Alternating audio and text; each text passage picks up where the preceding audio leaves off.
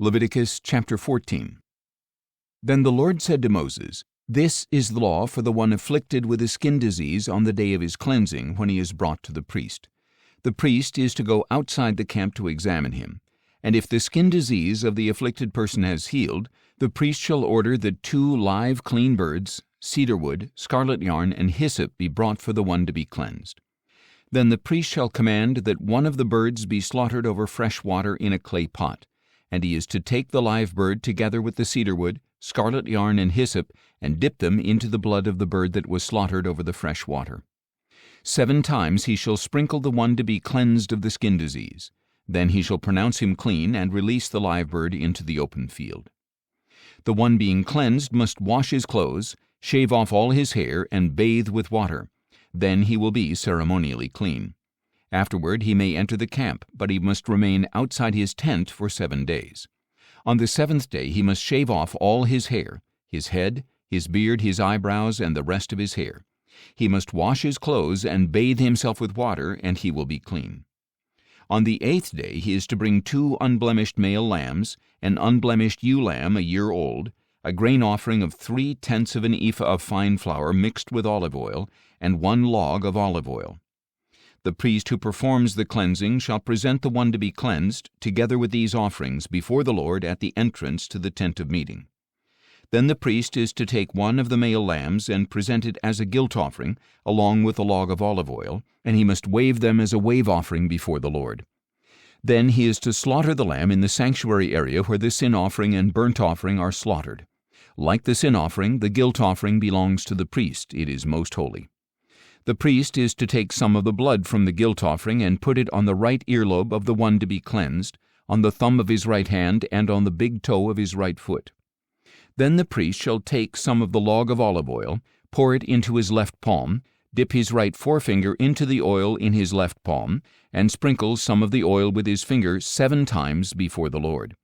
And the priest is to put some of the oil remaining in his palm on the right earlobe of the one to be cleansed, on the thumb of his right hand, and on the big toe of his right foot, on top of the blood of the guilt offering. The rest of the oil in his palm the priest is to put on the head of the one to be cleansed, to make atonement for him before the Lord. Then the priest is to sacrifice the sin offering and make atonement for the one to be cleansed from his uncleanness. After that the priest shall slaughter the burnt offering and offer it on the altar with the grain offering to make atonement for him, and he will be clean. If, however, the person is poor and cannot afford these offerings, he is to take 1 male lamb as a guilt offering to be waved to make atonement for him, along with 1/10 of an ephah of fine flour mixed with olive oil for a grain offering, a log of olive oil, and 2 turtle doves or 2 young pigeons, whichever he can afford, one to be a sin offering and the other a burnt offering. On the 8th day he is to bring them for his cleansing to the priest at the entrance to the tent of meeting before the Lord. The priest shall take the lamb for the guilt offering, along with the log of olive oil, and wave them as a wave offering before the Lord. And after he slaughters the lamb for the guilt offering, the priest is to take some of the blood of the guilt offering and put it on the right earlobe of the one to be cleansed, on the thumb of his right hand, and on the big toe of his right foot. Then the priest is to pour some of the oil into his left palm, and sprinkle with his right forefinger some of the oil in his left palm 7 times before the Lord. The priest shall also put some of the oil in his palm on the right earlobe of the one to be cleansed, on the thumb of his right hand, and on the big toe of his right foot, on the same places as the blood of the guilt offering. The rest of the oil in his palm the priest is to put on the head of the one to be cleansed, to make atonement for him before the Lord. Then he must sacrifice the turtle doves or young pigeons, whichever he can afford, one as a sin offering and the other as a burnt offering, together with the grain offering. In this way the priest will make atonement before the Lord for the one to be cleansed. This is the law for someone who has a skin disease and cannot afford the cost of his cleansing. Then the Lord said to Moses and Aaron, "When you enter the land of Canaan, which I am giving you as your possession, and I put a contamination of mildew into a house in that land, the owner of the house shall come and tell the priest, 'Something like mildew has appeared in my house.' The priest must order that the house be cleared before he enters it to examine the mildew, so that nothing in the house will become unclean. After this, the priest shall go in to inspect the house. He is to examine the house, and if the mildew on the walls consists of green or red depressions that appear to be beneath the surface of the wall, The priest shall go outside the doorway of the house and close it up for 7 days. On the 7th day the priest is to return and inspect the house.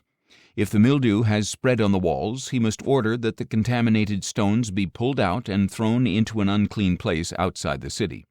And he shall have the inside of the house scraped completely, and the plaster that is scraped off dumped into an unclean place outside the city. So different stones must be obtained to replace the contaminated ones, as well as additional mortar to replaster the house. If the mildew reappears in the house after the stones have been torn out and the house has been scraped and replastered, the priest must come and inspect it. If the mildew has spread in the house, it is a destructive mildew, the house is unclean. It must be torn down with its stones, its timbers, and all its plaster and taken outside the city to an unclean place. Anyone who enters the house during any of the days that it is closed up will be unclean until evening, and anyone who sleeps in the house or eats in it must wash his clothes.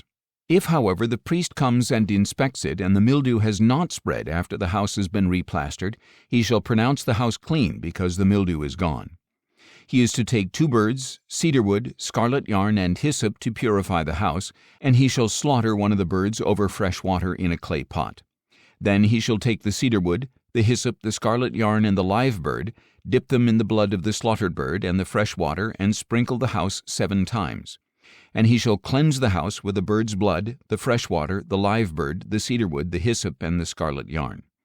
Finally, he is to release the live bird into the open fields outside the city. In this way he will make atonement for the house, and it will be clean. This is the law for any infectious skin disease, for a scaly outbreak, for mildew in clothing or in a house, and for a swelling, rash, or spot, to determine when something is clean or unclean. This is the law regarding skin diseases and mildew.